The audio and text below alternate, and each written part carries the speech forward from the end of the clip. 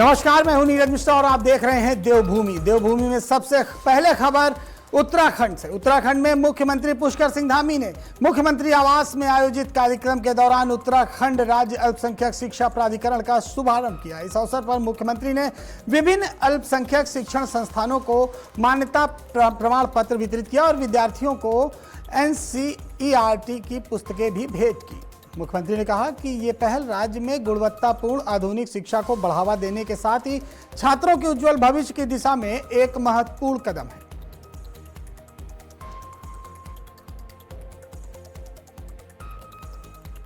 आज अल्पसंख्यक शिक्षण संस्थान इसके द्वारा आज मान्यता वाले शिक्षण संस्थानों को मान्यता प्रमाण पत्र देने का ये आज कार्यक्रम यहाँ पर हुआ है और सभी वर्गों के बच्चों को अच्छी शिक्षा मिले, गुणवत्तापूर्ण शिक्षा मिले, आधुनिक शिक्षा मिले। आने वाले हमारे सभी बच्चे संस्कारवान बने, ज्ञानवान बने, विद्यावान बने। उसके निमित्त अल्पसंख्यक शिक्षा का प्राधिकरण बनाया गया है और वो एक ऐसी व्यवस्था है जिसकी शुरुआत देवभूमि उत्तराखंड से हो रही है और इसके पीछे मुख्य हेतु है कि सभी बच्चे आगे बढ़ें, सभी बच्चे राष्ट्र की उन्नति का निर्माण का आधार शिक्षा को गुणवत्तापूर्ण तरीके से उनका शिक्षण हो और एक शुरुआत हमारे राज्य के अंदर हुई है और ये भी देश के अंदर शिक्षा के क्षेत्र में एक उदाहरण बनेगा। अन्य राज्यों के लिए भी कहीं न कहीं एक मॉडल के रूप में स्थापित होगा। मैं इस अल्पसंख्यक शिक्षण संस्थान प्राधिकरण में अपना योगदान देने वाले सभी विद्वानों का भी धन्यवाद करता हूं और आज विभिन्न वर्गों से हमारे सभी धर्मगुरु भी यहाँ पर आए हैं, शिक्षाविद भी आए हैं, विभिन्न शिक्षण संस्थाओं के संचालक प्रबंधक भी यहाँ आए हैं। मैं उन सभी का भी हृदय से आभार व्यक्त करता हूँ। बढ़ते अगली खबर की ओर। मानसून सीजन से पहले उत्तराखंड सरकार पूरी तरह से अलर्ट मोड में है। मुख्यमंत्री पुष्कर सिंह धामी ने राज्य स्तरीय मॉक ड्रिल का निरीक्षण कर आपदा प्रबंधन तंत्र की तैयारियों का जायजा लिया और अधिकारियों को 24 घंटे सतर्क रहने के निर्देश दिए। राज्य आपातकालीन संचालन केंद्र से पूरे प्रदेश में मौसम और संवेदनशील क्षेत्रों की लगातार निगरानी की जा रही है। सरकार का फोकस केवल आपदा के बाद राहत पहुंचाने पर नहीं, बल्कि पहले तैयारी, त्वरित प्रक्रिया और प्रभावी समन्वय के जरिए जन धन के नुकसान को कम रखने का है।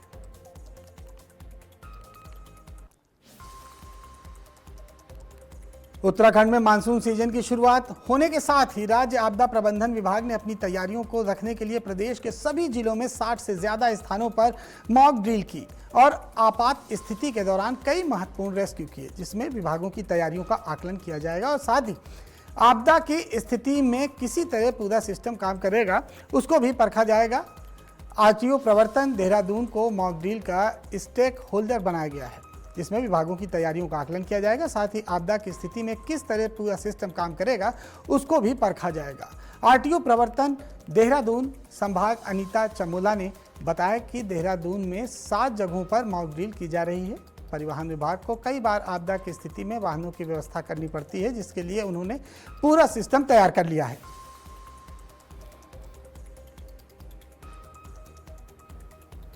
मॉक ड्रिल के लिए जो सिनारियो तय किए गए हैं, प्रत्येक जनपद द्वारा सिनारियो तय कर दिए गए हैं और देहरादून जनपद में यहाँ पर 7 सिनारियो मतलब 7 स्थल ऐसे हैं जहाँ पर की मॉक ड्रिल की जाएगी।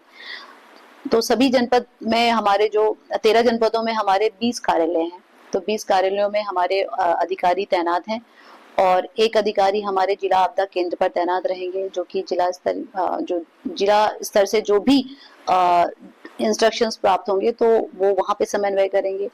फील्ड में हमारे ARTO तैनात रहेंगे, जो कि वाहनों की व्यवस्था की जाती है यहाँ पर, या फिर कहीं पर जो अगर मार्ग टूट जाता है तो वहां पर वाहनों को हमें पहुंचाना होता है, तो उस तरह की, या कहीं पर क्रेन या JCB की आवश्यकता पड़ जाती है, या बहुत आकस्मिक स्थिति में वैसे तो हेल्थ डिपार्टमेंट एम्बुलेंस की व्यवस्था करता है, लेकिन कई बार परिवहन विभाग को भी एम्बुलेंस की व्यवस्था करानी होती है। देहरादून में मानसून को लेकर जिला प्रशासन पूरी तरह से अलर्ट मोड में है। जिलाधिकारी आशीष चौहान ने आपदा कंट्रोल रूम का निरीक्षण कर व्यवस्थाओं का जायजा लिया और सभी विभागों को 24 घंटे सतर्क रहने के आदेश दिए। समीक्षा बैठक में सड़क, बिजली, पेयजल, जल भराव और आपदा प्रबंधन की तैयारियों की समीक्षा करते हुए स्पष्ट किया गया है कि किसी भी तरह की लापरवाही बर्दाश्त नहीं की जाएगी। नदी किनारे वार्निंग सायरन और सीसीटीवी लगाने, गर्भवती महिलाओं की अग्रिम सुरक्षा व्यवस्था, डेंगू मलेरिया से बचाव, स्ट्रीट लाइट दुरुस्त करने और बाढ़ संभावित क्षेत्रों के परिजनों को निगरानी जैसे निर्देश दिए गए हैं ताकि मानसून के दौरान जन सुरक्षा सुनिश्चित की जा सके।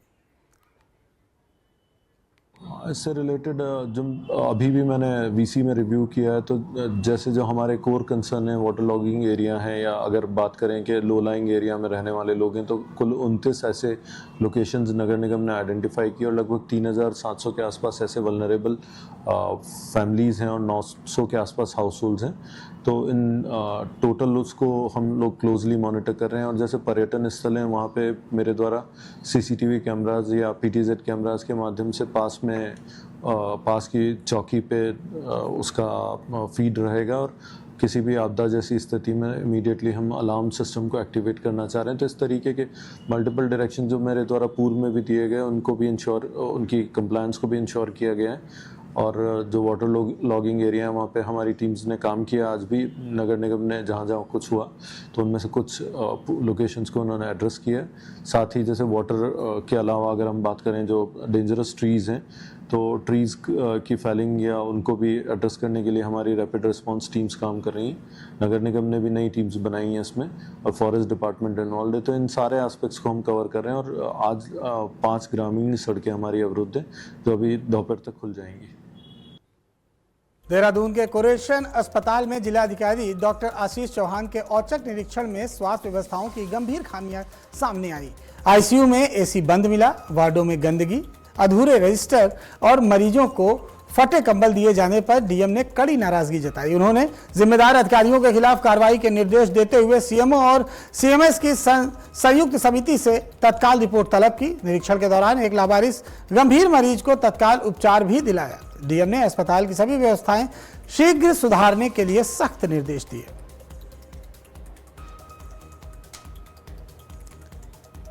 मसूरी के लंबीधार किमाड़ी मोटर मार्ग पर भारी वर्षा के चलते हुए भूस्खलन ने बड़ा हादसा खड़ा कर दिया। मलबे की चपेट में आने से एक बस दब गई, जबकि एक अन्य वाहन करीब 35 मीटर गहरी ढलान में फिसल गया। प्रारंभिक जानकारी के अनुसार इस घटना में लगभग 20 लोगों के प्रभावित होने की सूचना है। सूचना मिलते ही आपदा कंट्रोल रूम ने उप जिलाधिकारी मसूरी और एनटी मसूरी को तत्काल अवगत कराया, जिसके बाद राहत और बचाव कार्य शुरू कर दिया गया। प्रशासन लगातार स्थिति पर नजर बनाए हुए है।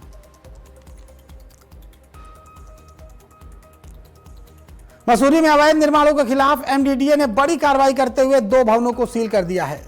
सुवाखोली और किंग रेड पिक्चर पैलेस मार्ग पर स्वीकृत मानचित्र के विपरीत और बिना वैधानिक अनुमति किए जा रहे निर्माणों पर यह कार्रवाई की गई है। एमडीडीए का कहना है कि नियमों का उल्लंघन किसी भी सूरत में बर्दाश्त नहीं किया जाएगा। प्राधिकरण ने साफ किया है कि अवैध निर्माणों के खिलाफ अभियान आगे भी लगातार जारी रहेगा और आवश्यकता पड़ने पर सीलिंग और ध्वस्तीकरण जैसी कार्रवाई भी की जाएगी।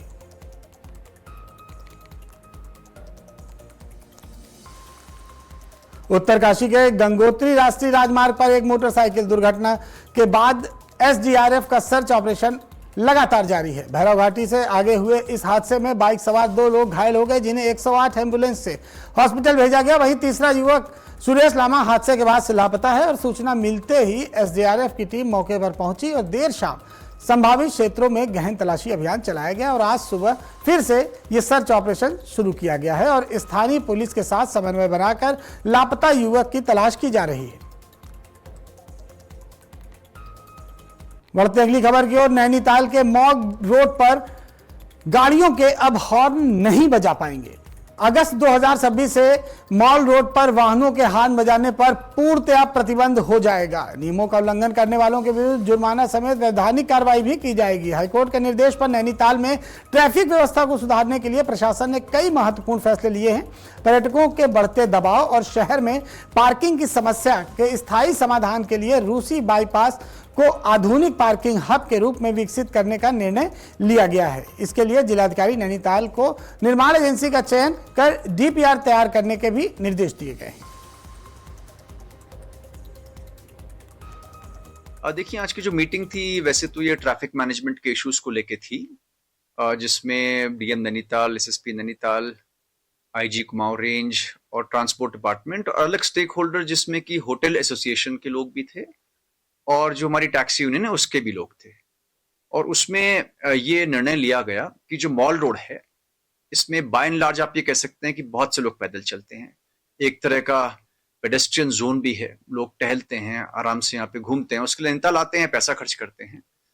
तो ये जो टहलना है ये सुकून भरा होना चाहिए, इसमें किसी प्रकार का साउंड पोल्यूशन नहीं होना चाहिए। और मैंने व्यक्तिगत रूप से भी देखा है जब मैं यहाँ पे घूमता हूँ तो हॉन्किंग बहुत ज्यादा है, बहुत ज्यादा साउंड पोल्यूशन है, लोग बेतरतीब हॉर्न बजाते हैं, बिना किसी बात के बजाते हैं, जो मैं समझता हूँ कि यहाँ के टूरिज्म के एक्सपीरियंस को खराब करता है। तो ये डिसीजन लिया गया कि आज से ठीक 1 महीने बाद हम इसको पूर्णतः इसको no horn zone, no honking zone में तब्दील कर देंगे। 1 महीने का गैप हम चाहते हैं कि इस दौरान इसका प्रचार प्रसार अच्छा हो जाए, हमारे फिजिकल साइनेजेस हों, चाहे बोर्ड्स हों, होर्डिंग्स हों, और सोशल मीडिया के माध्यम से, आपके माध्यम से जगह जगह भी ये मैसेज पहुंच जाए कि जो नैनीताल आ रहे हैं तो मॉल रोड में जब पहुंचेंगे उससे पहले ही वो इस बात का ध्यान रख लें कि मॉल रोड में हॉर्न नहीं बजाना है, ताकि यहाँ पे जितने पर्यटक हैं, लोकल्स हैं, वो आराम से यहाँ पे घूमने टहलने का आनंद ले सकें। और उसके बाद जो नहीं करेगा तो उसमें हम जो पेनल्टीज हैं, जो उसमें और आर्थिक दंड है, उस सबको हम इम्पोज करेंगे। लेकिन हम चाहते हैं कि ये प्रचार प्रसार से इतना अच्छा हो जाए कि स्वतः ही लोग इसका पालन करें। नैनीताल की यातायात व्यवस्था को अधिक सुगम, सुरक्षित और पर्यटन के अनुकूल बनाने के उद्देश्य से प्रशासन ने महत्वपूर्ण निर्णय लिए हैं। नई व्यवस्था के तहत ट्रैफिक प्रबंधन को सुदृढ़ किया जाएगा, पार्किंग व्यवस्थाओं का विस्तार होगा और पर्यटकों की आवाजाही को सरल बनाने के लिए आवश्यक कदम उठाए जाएंगे। प्रशासन का मानना है कि इन उपायों से जाम की समस्या में कमी आएगी और स्थानीय लोगों के साथ साथ पर्यटकों को भी बेहतर यातायात की सुविधा मिल सकेगी। नैनीताल जो सिटी एरिया है, इसमें जो ट्रैफिक व्यवस्था है, ट्रैफिक में जो दिक्कतें आ रही हैं, उसके संबंध में एक बैठक आज की गई। इसमें ऑनरेबल हाई कोर्ट के भी डायरेक्शंस हैं कि इसमें जो सुधार किया जा सकता है, उसको सुधार करने के लिए क्या क्या स्टेप्स लेने हैं वो भी लिए जाएं। तो उन सबको देखते हुए आज इस मीटिंग में DM Nainital, SSP Nainital, IG साहब और ट्रांसपोर्ट डिपार्टमेंट, साथ ही साथ जो पब्लिक के स्टेक होल्डर्स, टैक्सी यूनियन, आप सभी लोग थे। और वहां पे ये निर्णय हमने लिया कि जो मॉल रोड नैनीताल की है, आप जानते हैं कि नैनीताल लोग आते हैं घूमने के लिए और घूमने का बहुत एसेंशियल पार्ट है पैदल चलना भी, उसके लिए जानी जाती है। लोग यहाँ पे आराम से टहलना चाहते हैं, लेकिन इसमें जो बहुत तेज हॉर्न बजते हैं, ध्वनि प्रदूषण होता है, ये इसमें कहीं ना कहीं बाधा है। और ये फैसला लिया गया कि हॉर्न बजाने को मॉल रोड में पूरी तरीके से प्रतिबंधित कर दिया जाए। तो इसमें जो विधिवत आदेश हैं डीएम नैनीताल, एसएसपी नैनीताल की ओर से हो जाएंगे, लेकिन इसको हम लागू जैसे आज 1 जुलाई है, लगभग 1 अगस्त से करना चाहेंगे। उस दौरान मैं चाहता हूं कि मीडिया के माध्यम से, पब्लिक के माध्यम से, सोशल मीडिया से इसका अच्छा प्रचार प्रसार हो जाए कि मॉल रोड में हॉर्न नहीं बजा सकते हैं, और जो बजाएंगे तो उसकी जो भी पेनल्टी तय होगी वो पेनल्टी इंपोज की जाएगी। लेकिन उसकी नौबत ना आए, लोग सजग रहें। यहाँ पे लोग हिल स्टेशन में आते हैं, क्वालिटी ऑफ टूरिज्म को इसे इंप्रूव मुझे लगता है करने में हम सबको सहयोग देना चाहिए, और इसको नो हॉन्किंग जोन बनाए जाने में, इसका सफल इंप्लीमेंटेशन कराने में आपसे हम चाहते हैं कि हमें सहयोग मिले। उत्तराखंड में मानसून के सक्रिय होते ही केदारनाथ धाम की हेली सेवा पर स्थायी रूप से रोक लगा दी गई है। खराब मौसम और सुरक्षा मानकों को ध्यान में रखते हुए प्रशासन ने अगले आदेश तक सभी हेलीकॉप्टर उड़ानों को स्थगित करने का निर्णय लिया है। इस फैसले का उद्देश्य यात्रा पर आए श्रद्धालुओं की सुरक्षा सुनिश्चित करना है। प्रशासन ने सभी हेलीकॉप्टर ऑपरेटरों को निर्देश जारी करते हुए कहा है कि वो तत्काल अपने अपने बेस स्टेशनों पर लौट जाएं और अगले आदेश तक उड़ान संचालन बंद रखें। केदारनाथ हेली सेवा का उपयोग करने वाले हजारों श्रद्धालुओं को अब वैकल्पिक साधनों से यात्रा करनी होगी। उत्तराखंड में मानसून ने रफ्तार पकड़ ली है। बृहस्पतिवार को प्रदेश के 5 जिलों में भारी बारिश का ऑरेंज अलर्ट जारी किया गया है। बाकी जिलों में हल्की से मध्यम बारिश और गरज के साथ बौछार पड़ने की भी संभावना जताई गई है। साथ ही इसके अलावा राज्य के पर्वतीय क्षेत्रों में कहीं कहीं गरज के साथ आकाशीय बिजली चमकने और 30 से 40 किलोमीटर प्रति घंटे की रफ्तार से तेज हवाएं चलने का भी अनुमान है। वहीं हरिद्वार और उधम सिंह नगर जिले में भी गरज चमक के साथ बिजली गिरने की आशंका जताई जा रही है। बढ़ते अगली खबर की ओर, देहरादून में लगातार हो रही तेज बारिश को देखते हुए जिला प्रशासन पूरी तरह से अलर्ट मोड में है। जिलाधिकारी आशीष चौहान ने वर्चुअल कॉन्फ्रेंस के जरिए माध्यम से हालात की समीक्षा करते हुए सभी विभागों को QRT टीमों को ग्राउंड लेवल पर उतरकर सतर्कता के साथ तैनात रहने के निर्देश दिए हैं। प्रशासन ने किसी भी आपात स्थिति से निपटने के लिए त्वरित कार्रवाई सुनिश्चित करने के लिए कहा है। देहरादून में ठोस अपशिष्ट प्रबंधन व्यवस्था को और प्रभावी बनाने के लिए जिलाधिकारी आशीष चौहान ने संबंधित विभागों के साथ समीक्षा बैठक की। डीएम ने स्पष्ट किया कि स्वच्छ और प्रदूषण मुक्त देहरादून के लक्ष्य में किसी भी तरह की लापरवाही बर्दाश्त नहीं की जाएगी। उन्होंने अनाधिकृत कचरा डंपिंग स्थलों की पहचान, मानक विहीन बायो रिमेडिएशन प्लांटों के निरीक्षण और नियमों का उल्लंघन करने वालों पर सख्त कार्रवाई के निर्देश दिए हैं। साथ ही सॉलिड वेस्ट प्रोसेसिंग साइटों की जांच कर तय समय में रिपोर्ट प्रस्तुत करने के लिए कहा है। देहरादून पुलिस में पदोन्नत अधिकारियों के सम्मान में पिंपिंग सेरेमनी का आयोजन किया गया। निरीक्षक राजेश शाह और निरीक्षक प्रदीप पंत ने पुलिस उपाधीक्षक पद पर प्रोन्नत होने पर एसएसपी देहरादून प्रमेंद्र सिंह डोभाल ने उन्हें नए पद से अलंकरण से सम्मानित किया। इस अवसर पर एसएसपी ने दोनों अधिकारियों को शुभकामनाएं देते हुए भविष्य में भी पूरी लगन, मेहनत और कर्तव्य निष्ठा के साथ अपनी जिम्मेदारियों का निर्वहन करने के लिए प्रेरित किया। समारोह में जनपद के सभी राजपत्रित अधिकारी भी मौजूद रहे। उत्तराखंड में मानसून की दस्तक के साथ ही मौसम विभाग ने आज 2 जुलाई के लिए भारी बारिश का अलर्ट जारी किया है। मौसम वैज्ञानिकों के अनुसार आज राजधानी देहरादून समेत नैनीताल, बागेश्वर, पौड़ी और टिहरी जिलों में कुछ जगहों पर भारी बारिश हो सकती है। इसके लिए ऑरेंज अलर्ट जारी किया गया। वहीं हरिद्वार, चमोली, उत्तरकाशी और रुद्रप्रयाग जनपदों में भी भारी बारिश की आशंका है और इसके लिए उधम सिंह नगर और मैदानी इलाकों में 40 किलोमीटर प्रति घंटे की रफ्तार से हवाएं भी चल सकती हैं और पर्वतीय इलाकों में आकाशीय बिजली गिरने की भी चेतावनी है। पहाड़ों में भूस्खलन के खतरे को देखते हुए प्रशासन ने अलर्ट जारी किया है।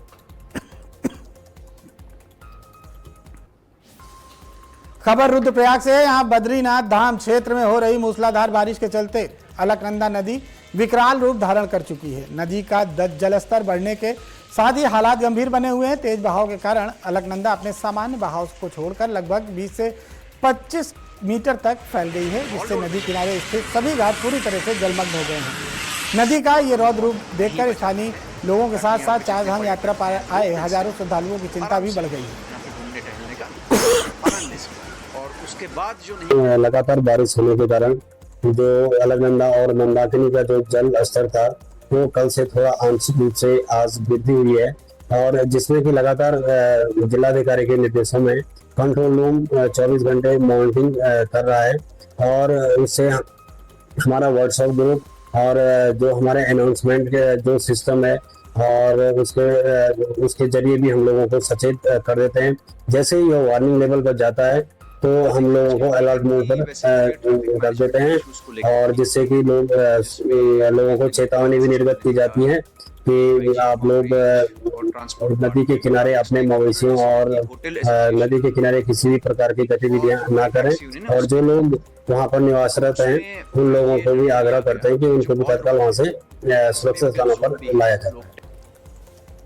देवभूमि की खबरों में फिलहाल यहीं तक। खबरों का सिलसिला लगातार आज की खबर पर जारी रहेगा। देखते रहिए आज की खबर।